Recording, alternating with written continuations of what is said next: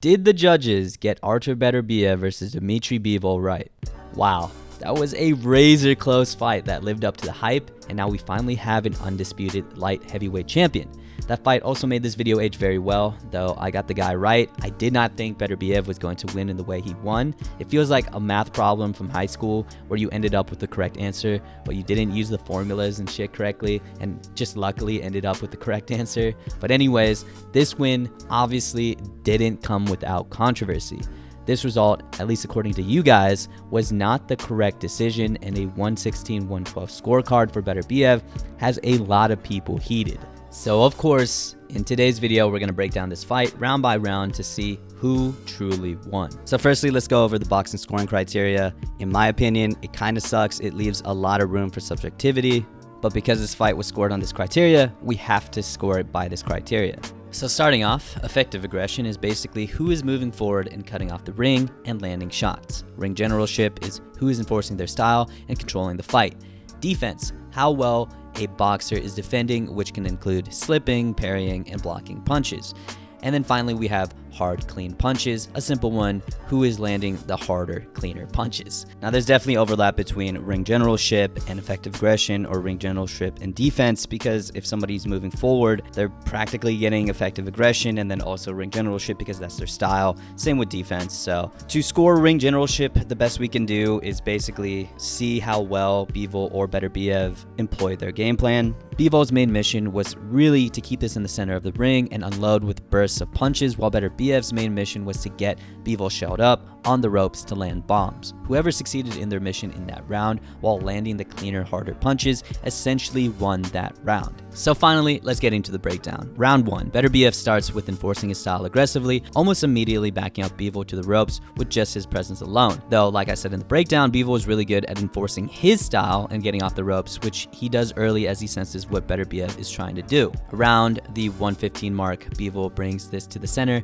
and probes some jabs. Beterbiev shortly after starts to back down Bivol, but of course when Bivol senses any aggression, he fights back immediately with straight punches and brings things back to the middle to land more clean punches, especially the jab. Then it starts to heat up. They start banging in the middle, no diddy. Beterbiev sends out a 1-2 and his stiff 2 gets there, and as he starts to back up Bivol throws out his hard 1-2 that lands as well, essentially nullifying this exchange to a draw. Good round, close ass round, but I want to say Bivol won that first. Sure, Beterbiev had his moments backing up Bivol, but I think Bivol was able to get out for the most part and landed well when things got to the center. Round 2, Bivol keeps things in the center and keeps his left hand out with fast jabs and hooks to keep Beterbiev honest and thinking about moving forward. Like right here at around 2 minutes 10, every time Beterbiev thought about pushing Bivol forward, Bivol was quick to stop the forward push early and spam that jab, forcing Beterbiev to stay in the middle of the ring, and he did this twice here. This was also a really good move, and effective move as well. When Beterbiev finally looked like he was getting Bivol on the ropes, Bivol uses a check hook and pivot to not necessarily land hard, but to push off Beterbiev and get things to where he wants things to be. Beterbiev continued to try to back up Bivol, but he was also met with a jab whenever he set his feet. Solid round for Bivol, really employing his game plan. Round 3 starts off with more of the same, Beterbiev trying his best to keep Bivol on the ropes, Bivol meeting him with a jab and circling back to the middle. In the middle of this round, Beterbiev tries to simply walk forward and Bivol catches him with a clean 1-2 followed by a 1 and right hook that seemed to bother Beterbiev momentarily, allowing Bivol to unload, but because of Bivol's discipline, he doesn't overextend and stops the flurry early. Beterbiev starts the pressure again, but Bivol looks comfortable fighting off the back foot, landing the cleaner shots despite the pressure. Then the last 20 seconds, Bivol starts to look real comfortable and lands a lot in these short firefights. Another easy round for Bivol. Fourth round is where we start to see the tide turn. I probably sound like a broken record, but Beterbiev continues to move forward aggressively and Bivol continues to comfortably move back and lands well in the first half of this round. The difference in this round from the first 3 was that Beterbiev is now successfully keeping Bivol on the ropes. Bivol isn't able to circle out because Beterbiev starts to move really well laterally with him. He also starts to land some solid punches around Bivol's guard. He also landed his patented right hand over the jab, the punch I wish he was throwing more. Beterbiev ends the round strong, landing more shots on the little openings he could find around the guard.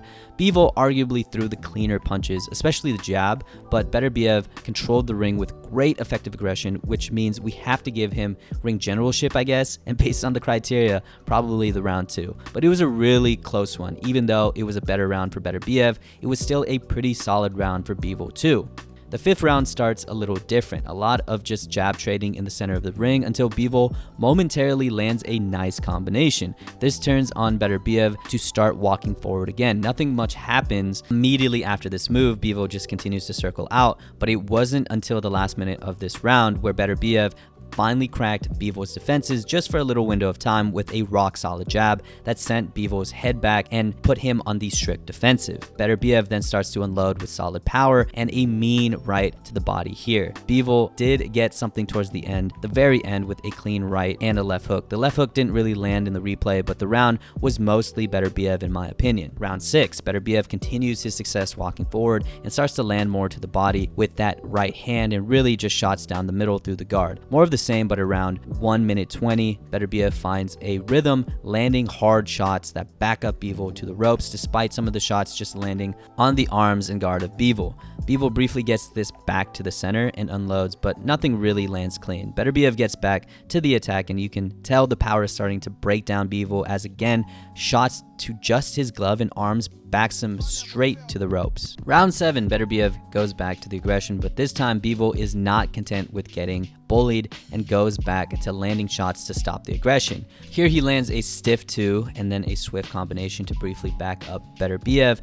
Bivol starts to feel it in the middle of the round and lets his hands go, and the sequence lands well through the guard, though Beterbiev is relatively unfazed. I think Bivol and his corner realize that if he wants to stop Beterbiev from bullying him, he can't just move out of the way. He has to bully back. And that culminated in a beautiful sequence right here, a right hand into a clean left hook that sent Beterbiev's head back, probably the cleanest shot of the fight so far. Beterbiev here looks to be hurt and backs up to the ropes, while Bivol takes this opportunity to finally unload with Beterbiev in this position. But like I said, Beterbiev doesn't need that much space behind him and doesn't need that much time to take advantage of a small window where he was able to land a right over the top from the ropes and a stiff jab to stop the onslaught. This jab literally and almost immediately turned the tables with Bivol retreating and backing up, looking like he was hurt. And then Beterbiev started to roll forward, gain momentum, and really started to break down Bivol beautifully. This was by far the closest round of the fight. Bivol controlled most of it, but Beterbiev ended this round so dang strong.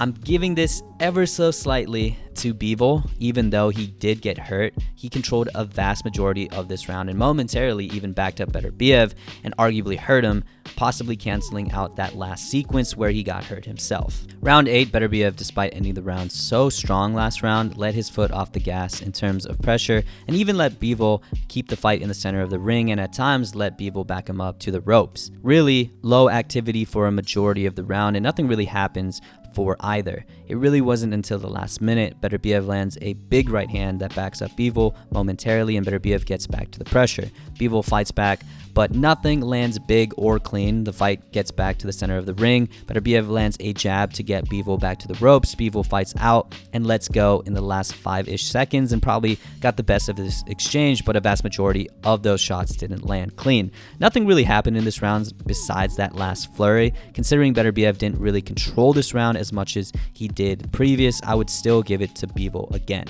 Round 9, Bivol steps on the gas early in the round, letting his hands fly, putting Beterbiev on the back foot early.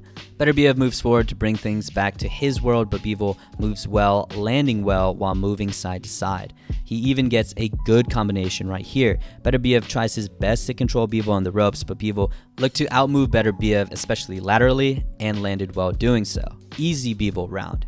Now we go into the 10th. This is the part of the fight I really thought Bivol was starting to pull away, but Beterbiev would put it on. Beterbiev moved forward, but this time moved with Bivol laterally while landing straight down the middle. This forced Bivol to shell up instead of throwing side to side like he was doing last round. Bivol starts to fire back towards the end of this round to prevent getting bullied and again it lands a 2 and a left hook, but Beterbiev eats it and continues the pressure downhill.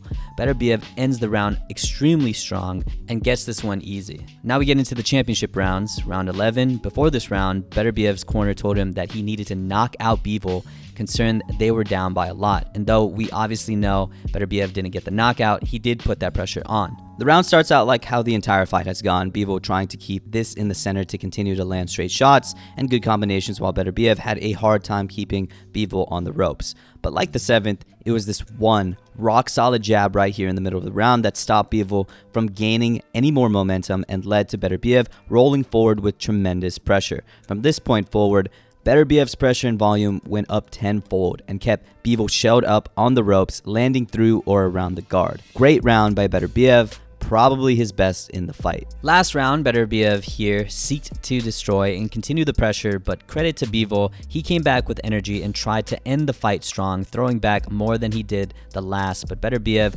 was relentless with his pressure and started to land bombs in the last minute. Bivol started to clinch more to try to keep Beterbiev off of him and slow him down, but Beterbiev continued his pressure regardless. Bivol had a better round in this, but I still don't think it was enough to get that round. Round 12 goes to Beterbiev. So in the end, I have it 114 to 114.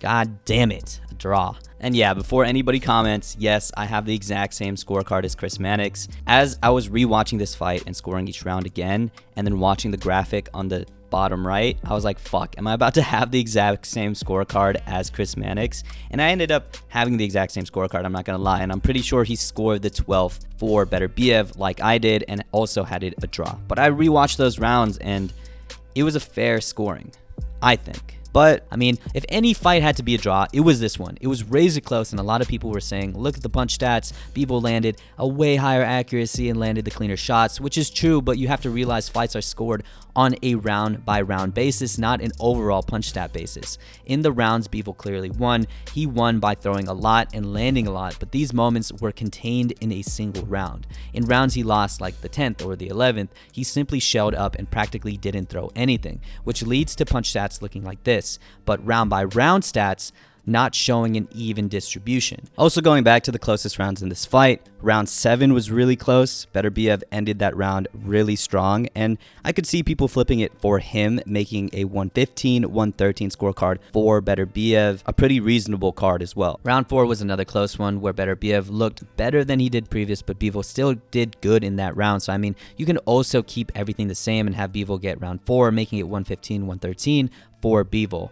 But in any way you have it, it was a close fucking fight, and really, I don't see a robbery on this card at all. It could have been flipped for either one of these guys, and a draw, honestly, was probably the most fair decision for this fight. But the only thing I do know is that we need a rematch quickly. With Beterbiev hitting 40 next year, we need to see this sooner rather than later to truly prove who is the best and leave no questions unanswered. But anyways, of course, what do you guys think about this fight? Who won in your opinion? And who's going to win that rematch when inevitably this rematch happens? At least I hope. Anyways, thank you guys for always watching and supporting, and I'll see you guys in the next week. Peace.